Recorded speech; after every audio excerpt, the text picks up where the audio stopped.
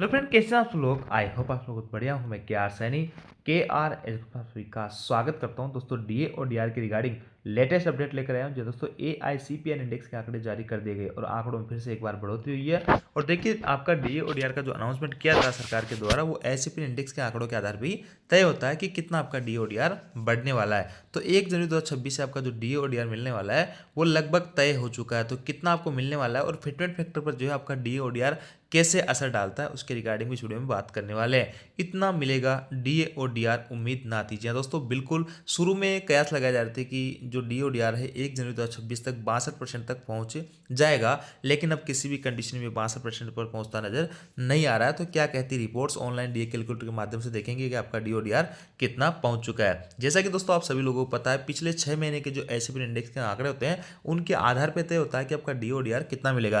तो अभी 1 जनवरी 2026 से जो डीओ डीआर लगेगा वो आपका जुलाई से लेकर दिसंबर तक के आंकड़ों के आधार पर तय होगा कि 1 जनवरी 2026 से आपको डीआर कितना दिया जाए। तो 4-5 महीनों की रिपोर्ट आपकी आ चुकी है। तो यहाँ पे पिक्चर एकदम क्लियर हो चुकी है आपका डीओ डीआर कितना बढ़ने वाला है। तो चलिए एक बार मैं आपको रिपोर्ट दिखाता हूँ कि कितने आंकड़ों में यहाँ पे बढ़ोतरी हुई है। उसके बाद में ऑनलाइन डीए कैलकुलेटर के माध्यम से देखेंगे कि कितना आपका डीओ डीआर पहुंच चुका है। देखिए दोस्तों, स्क्रीन पे आप लेबर ब्यूरो की रिपोर्ट देख पा रहे होंगे। 28/11/2025 कल की डेट में रिलीज हुई है और अक्टूबर 2025 की रिपोर्ट है। अक्टूबर के बाद में नवंबर की रिपोर्ट आएगी और दिसंबर की रिपोर्ट आएगी। दिसंबर की रिपोर्ट आती है, फाइनल हो जाएगा आपका कि डीए और डीआर आपका जनवरी जो है 26 से कितना बढ़ने वाला है। लेकिन दोस्तों यहाँ पे 4 महीनों की रिपोर्ट आ चुकी है, तो इससे आंकड़े आपके लगभग स्पष्ट हो चुके हैं आपका डीए और डीआर कितना बढ़ने वाला है। और देखिए आंकड़ों में यहाँ पे बढ़ोतरी हुई है। आपके सितंबर तक के जो आंकड़े थे 147.3 थे, अब जो 147.7 हो गए, 0.4 की यहाँ पे बढ़ोतरी हुई है। तो चलिए अपन ऑनलाइन डीए कैलकुलेटर के माध्यम से देखते हैं कि आपका डीए और डीआर कितना पहुंच चुका है और आगे एक्सपेक्टेड आंकड़े बढ़ा के देखेंगे कि आपका डीए डीआर कितना पहुंच रहा है 1 जनवरी 2026 तक। आप देखिए दोस्तों, स्क्रीन पे आप ऑनलाइन डीए कैलकुलेटर देख पा रहे होंगे। यहाँ से आपकी सारी कुछ चीज़ें क्लियर होने वाली है। ये है ऑनलाइन डीए कैलकुलेटर। इधर आप जो आंकड़े डालोगे पर्टिकुलर महीने के, तो आपके सामने डी और डीआर निकल के आ जाएंगे। तो देखिए दोस्तों, यहाँ पे जून तक के जो आंकड़े आ रहे थे वहाँ 145 पहुंचे थे और वहाँ से 58.18 आपका डी और डीआर पहुंचा था। यानी इससे पहले 55% था 1 जनवरी 2025 से, और 1 जुलाई 2025 से जो है आपका 3% बढ़ाएगा और अभी वर्तमान में 58% डी और डीआर आपका मिल रहा है। इसके बाद जुलाई की रिपोर्ट आ गई, अगस्त की आ गई, सितंबर की आ गई। सितंबर 147.3 थे और उसमें आंकड़ा आपका 59.31 डी और डीआर निकल के आ रहा है। अब दोस्तों इस महीने की जो अक्टूबर महीने की रिपोर्ट डालते हैं इसमें, तो देखते हैं आपका आंकड़ा कितना निकल के आ रहा है। तो अक्टूबर में 147.7 यानी 0.4 की बढ़ोतरी हुई थी। तो देख लीजिए दोस्तों, यहाँ पे 59.60 यानी आपका डीए और डीआर अभी 59.60 तक पहुंच चुका है। 2 महीनों की रिपोर्ट आनी बाकी है। अब दोस्तों मान लेते हैं कि इन 2 महीनों में एक एक अंक, पूरा एक अंक यहाँ पे बढ़ा रहा हूँ, जो कि बहुत ही रेयरली चांस सकते हैं कि आपका इसमें अंक इतना बढ़े। तो मैं मान लेता हूँ कि 148.7 हो जाते हैं नवंबर में। तो 148.7 डालते हैं इसमें, तो देखते हैं कितना डी और डी आर निकल के आ रहा है। 148.7 से आपका 59.98 निकल के आ रहा है।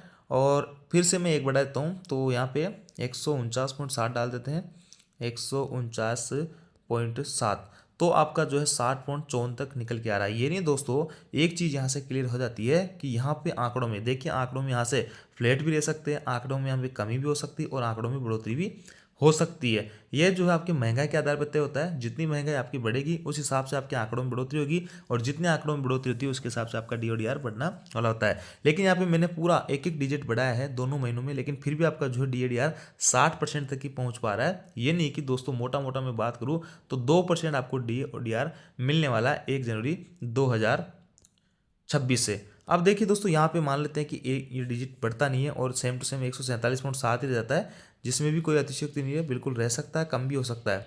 तो ये रह जाता है, तो आपका इतना पहुंच रहा है। और अगले महीने में मान लो फिर नहीं बढ़ता है, दिसंबर में इतना ही रह जाता है, तो उसमें भी देख लेते हैं कि कितना आपका डी ओ डी आर निकल के आ रहा है।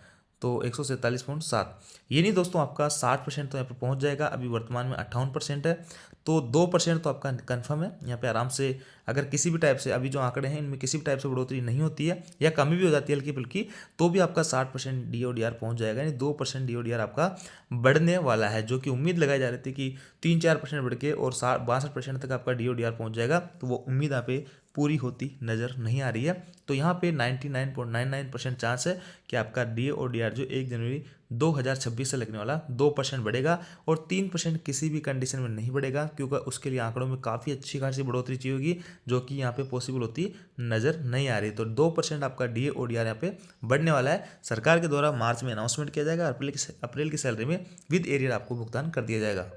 अब देखिए दोस्तों, थोड़ा सा समझा देता हूँ कि डीए और डीआर जो आपके फिटमेंट फैक्टर पे किस तरीके से असर डालता है। देखिए दोस्तों, पिछली बार 2000 जो आपका 7वां वेतन आयोग था, जो कि 2016 में लागू हुआ था, वहाँ पे आपका डीए और डीआर जो 125% पहुँच चुका था, 125%। और अभी आपका जो डीए और डीआर है वो है मात्र 60%।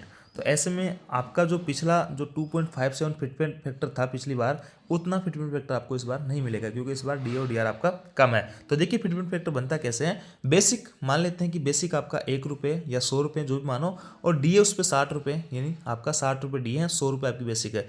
दोनों को ऐड करेंगे तो यहाँ से क्या निकल के आया 160।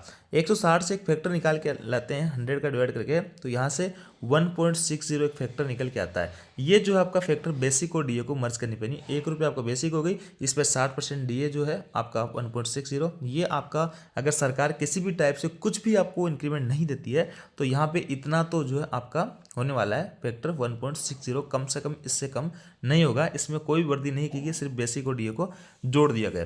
अब दोस्तों होता क्या है, सरकार बेसिक और डीए को जोड़ने के बाद एक इंक्रीमेंट देती है, जो कि इस बार मोस्ट प्रोबेबली चांस है कि 20 से 30% के करीब जो आपको इंक्रीमेंट मिल सकता है। अब देखिए, अगर 20% आपको इंक्रीमेंट मिलता है इसके ऊपर, यानी 1.60 तो यह है, इसका 20% और निकालते हैं तो 0.32 आता है, और 0.32 को इसमें ऐड करते हैं तो 1.92 फैक्टर आपका निकल के आता है, जो कि फिटमेंट फैक्टर इस बार रह सकता है। मोस्ट प्रोबेबली चांसेज है 1.92 फिटमेंट फैक्टर से 2.08 के बीच में रहने का।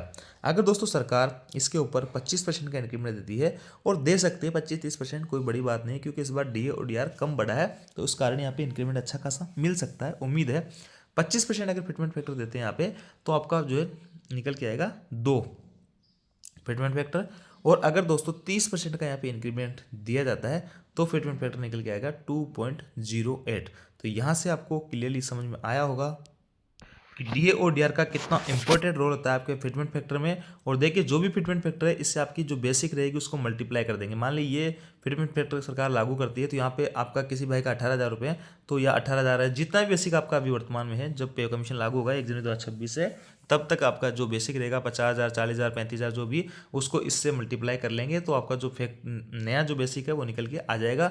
डीए और डीआर को जो है यहाँ पे शून्य कर दिया जाएगा, 0 कर दिया जाएगा, डीए और डीआर फिर से शुरू से स्टार्ट होगा। ऐसे में दोस्तों क्या होगा कि लंबे टाइम में आपको अच्छा खासा फायदा होगा, और अचानक ये 20-30% सैलरी तो बढ़ेगी। इसमें आपका जो अब नई जो जुलाई 2026 से आपका डी ओ डी आर लगने वाला है, वो मोटी बेसिक पे लगेगा, लगभग डबल मिलेगा।